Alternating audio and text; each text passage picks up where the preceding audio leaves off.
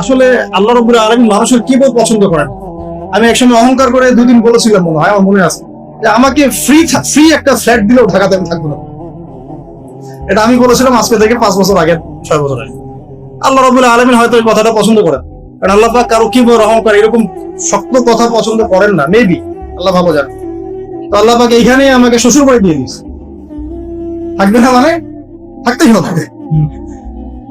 আর আলহামদুলিল্লাহ এখানে এসে দেখলাম যে মাশাআল্লাহ বাংলাদেশের অনেক বরেণ্য ওলামায়ে কেরাম এই শহরকে কেন্দ্র করে কাজ করে। তাদের সোহবত যদি না থাকতো আমি শহরে থাকতাম, তাদের সোহবত যদি না থাকতো এই শহরে হয়তো আমি থাকতাম না। তবে তারা এই শহরের যান্ত্রিক জীবন থেকে দূরে থাকেন, কারণ যান্ত্রিক জীবনে আপনি আল্লাহর নূর মারিফত বুঝতে পারবেন না। তারা যদি এইরকম বিজি লাইফ লিড করতেন তাহলে আমরা এরকম কিতাবগুলো পেতাম না। খুব খেয়াল করে দেখবেন এখানে জন্ম নিয়ে কতজন আলিম হয়েছে, এই শহরে জন্ম নিয়ে বাই বর্ন ঢাকায় জন্ম নিয়ে কতজন আলেম হয়েছে, যারা ওলামায়ে কেরাম তারা বাহির থেকে এসে এই শহরকে আলোকিত করছে। বুঝতে পারছেন কি বিষয়টা? এখন দেখুন, আমরা সব জায়গায় জেনা করছি। আমার আশঙ্কা ঢাকা শহরে যদি কোনো বড় ভূমিকম্প হয় বা ছোট হয়, জেনার পাপের কারণে হোক। আল্লাহ পাক আমাদেরকে হেফাজত করুন। আর আমি আজকে আরো বেশি কনসিয়াস এবং ভয় পাচ্ছি এই কথাটা বলতে, যে যদি আল্লাহর কোনো গজব চলে আসে তখন ভালো মন্দ কোনো মানুষ ছাড় পাবে না, আমরাও ছাড় পাবো না, ভালো মানুষ মনে হয় ছাড় পাবে এমন না। কারণ আজকে সকালে আমি একটা কিতাব পড়ছিলাম, আল্লামা হুসাইন আহমদ মাদানী রাহিমাহুল্লাহ, আপনার নাম শুনেছেন নিশ্চয়ই, ওলামায়ে দেওবন্দের একজন নক্ষত্র। তার একটা কিতাব আছে শেষ খলিফার পদধ্বনি, বলছেন শেষ খলিফার পদধ্বনি, ইমাম মাহদীকে নিয়ে লিখেছেন উনি, মাশাআল্লাহ।